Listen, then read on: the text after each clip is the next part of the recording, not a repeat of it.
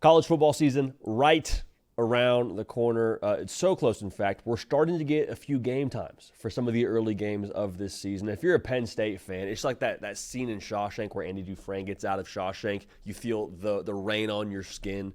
Big-time game, big-time opponent. Guess what? You got a whiteout. Oregon at Penn State, NBC.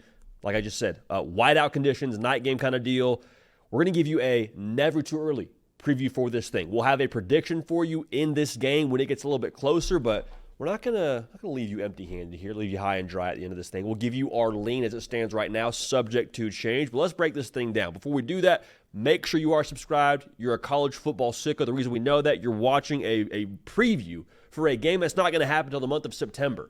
So congratulations, you're one of us. Make sure you're subscribed. Biggest question here, man. I said at the top of this thing, the whiteout is going to be a massive part of this. Dante Moore, it's what you signed up for, brother, right?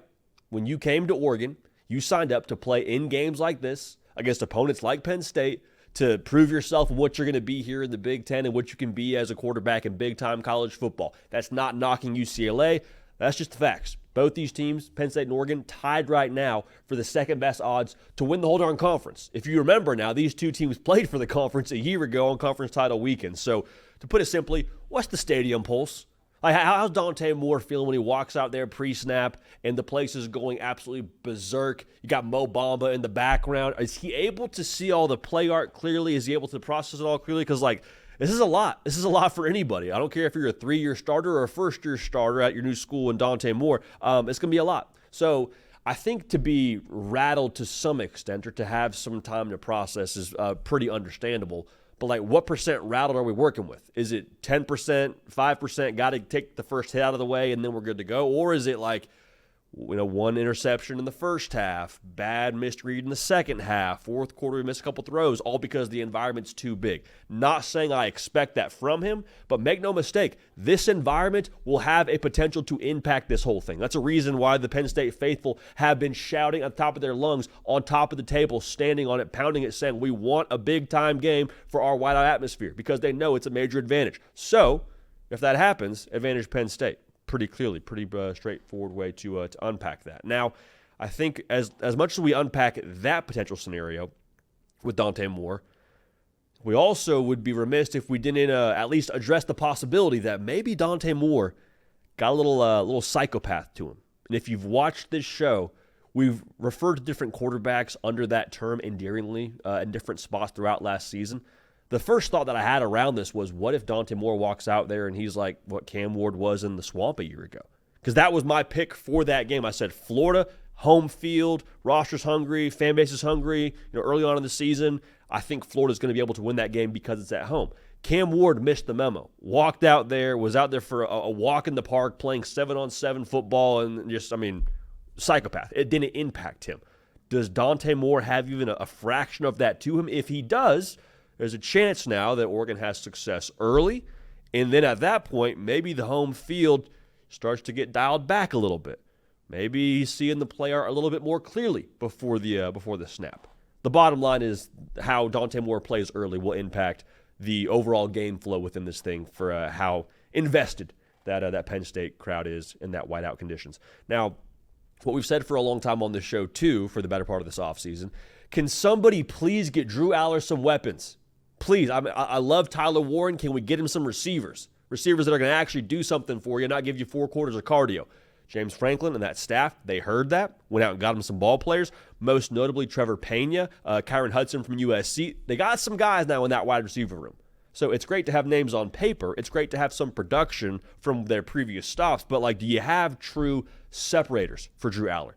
Because in this game a year ago in Indianapolis, Tyler Warren was a massive part of why Penn State was able to hang around. Now, hang around is probably the wrong way to phrase it, but backfield also was tremendous. We'll talk about them in a second.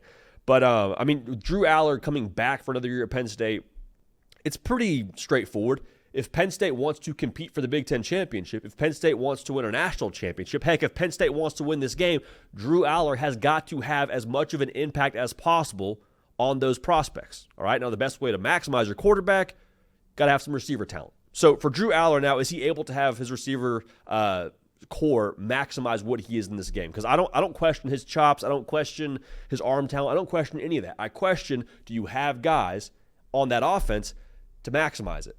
Because if they start scoring points and Drew Aller's throwing darts and then you get up on Oregon 10-0 and the crowd's into it and you put Dante Moore in a spot now in his most difficult road start of his entire career to this point to have to answer scores, advantage Penn State. Advantage Penn State. Now, here's the most major but of this whole thing for both sides, quite frankly. The trenches will have a big impact on this game, which is how it is in every single college football game. But remember last year's game? I alluded to it a second ago. Penn State went berserk on the ground.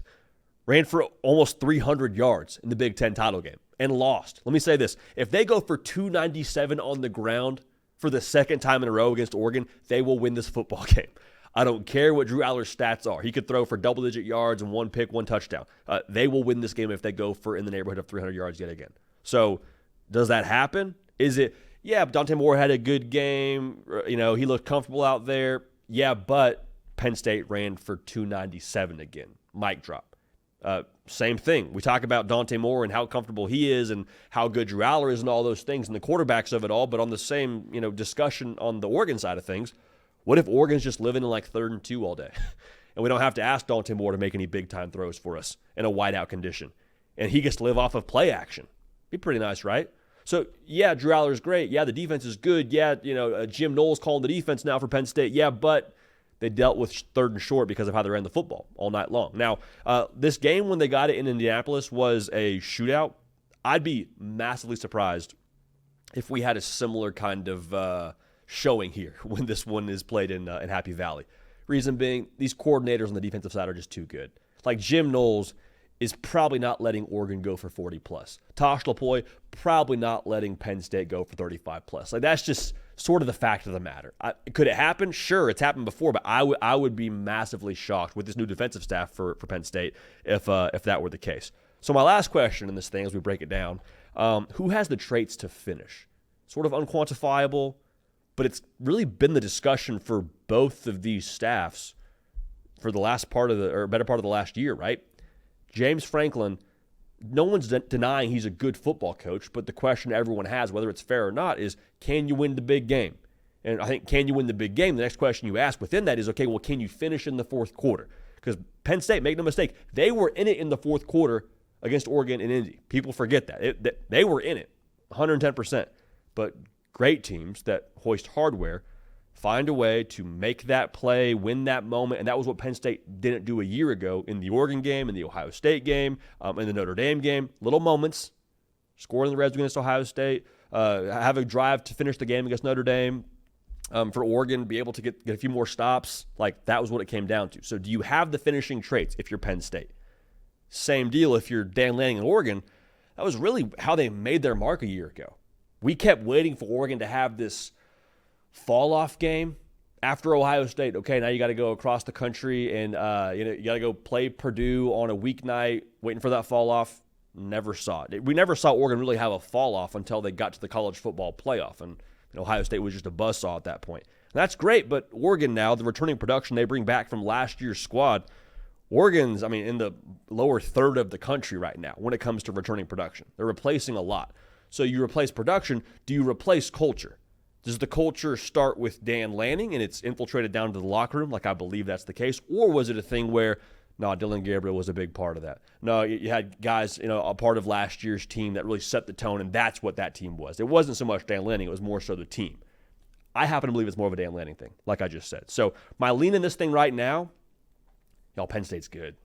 Penn State is in a spot where it's pretty fair to expect them to have national title caliber muscle and horsepower and all those things. Brought a lot of guys back.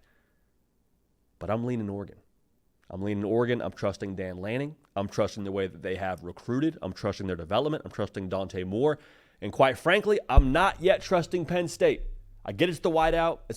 My pick might be different when it comes to the actual game itself. So this is just our lean right now. But in the month of May, right now, I am leaning ever so slightly towards Dan Lanning and his Ducks getting another big win under the Dan Lanning regime and proving to everyone they are, in fact, going to be a mainstay in college football as long as he is their head coach, if there was any question about that to begin with. So let me know your pick. Penn State fans, let me hear it. Let me hear why I'm wrong. Oregon fans, let me hear why I'm right.